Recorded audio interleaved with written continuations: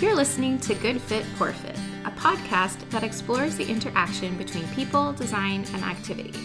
Good Fit, Poor Fit is part of the Universal Design Project, a nonprofit organization with a vision for every community across the USA to have a surplus of homes and opportunities for social participation that are universally and financially accessible. Learn more at universaldesign.org. Hello, it's Katie. Welcome to episode number 10. We're sharing about how the design of a backyard can impact someone's ability to attend a social gathering. This will help you understand how individual needs in the design of the environment result in either a good fit or a poor fit. It's the little things that make a big difference. Attending a social gathering like a neighborhood block party or a 4th of July barbecue are events that a lot of people look forward to. I know I do. And it's not unusual that events like these take place in a backyard setting. There, you can enjoy the fresh air, you can cook hot dogs and hamburgers on the grill, and maybe even sit by a fire and roast marshmallows to make s'mores. These are actually some of my favorite things to do. However, there are some people out there who become very anxious in the days leading up to an event like this, especially if they have a disability that impacts the way they get around. I'm sure there are many different reasons why someone would become anxious, but most commonly, it's because they're worried they might not be able to access the actual house or the bathroom or the backyard. So for a second, I want you to imagine that you use a wheelchair for mobility.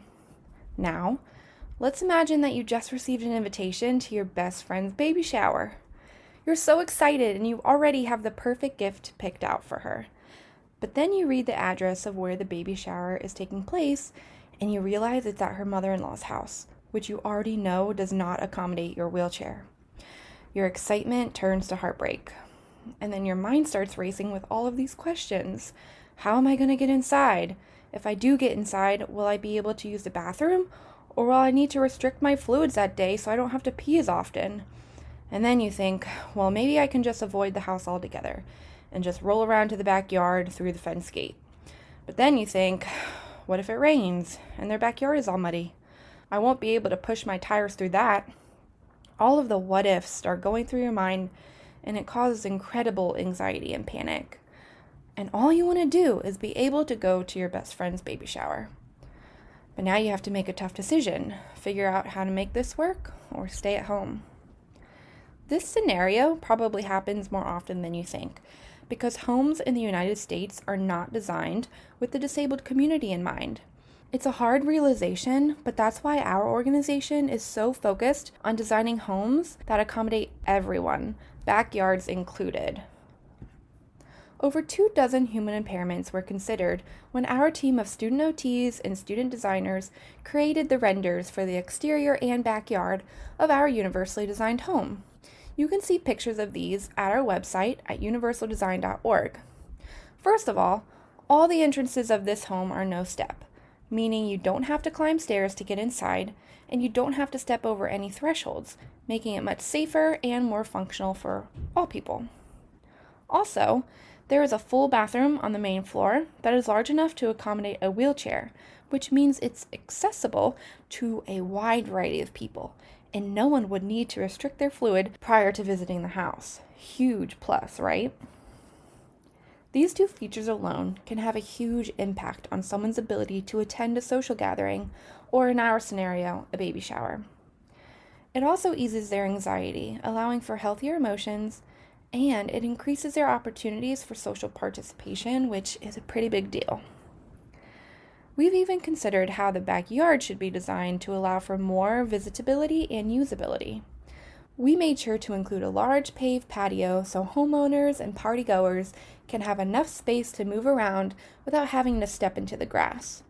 The patio is made of a hardwood material or composite decking so that it's a smooth and durable surface.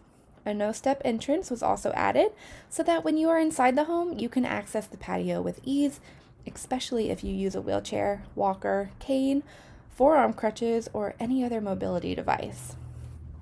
The transition from indoors to outdoors is much easier with this universal design feature in place. There is also a large awning above the patio to protect from weather and harsh elements, such as the heat from the sun.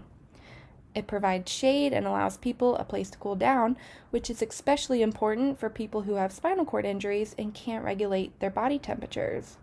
A shady spot out of the sun can help them cool off and not overheat so that they can continue enjoying what's happening outside without having to exclude themselves and go in. Another feature that is included in our render are raised garden beds that allow people to garden and grow vegetables without having to crouch down and get on their hands and knees. Sarah talks more about this in episode 9, so be sure to listen to that if you haven't already. We also made sure to have a raised fire pit so everyone can enjoy a warm bonfire on a cool fall evening or roast marshmallows with their friends and family. I hope this scenario has given you some insight on why it's important to design not only the interior of homes, but exteriors and backyards as well, with universal design in mind. Making a home functional for everyone not only increases accessibility, but it decreases all of the anxiety and fear and heartbreak that people experience when they're not able to attend an event solely because of the way a home is designed. Thanks for listening, and be sure to tune in to future episodes. Bye! Thanks for listening to Good Fit, Poor Fit. I'm your host, Sarah Pruitt, Program Director and Occupational Therapist at the Universal Design Project. Learn more about our work at universaldesign.org and find more episodes and links to subscribe at goodfitpoorfit.com. If you have questions or topics you'd like to discuss, email us at podcast@universaldesign.org. Thanks for fitting us into your day.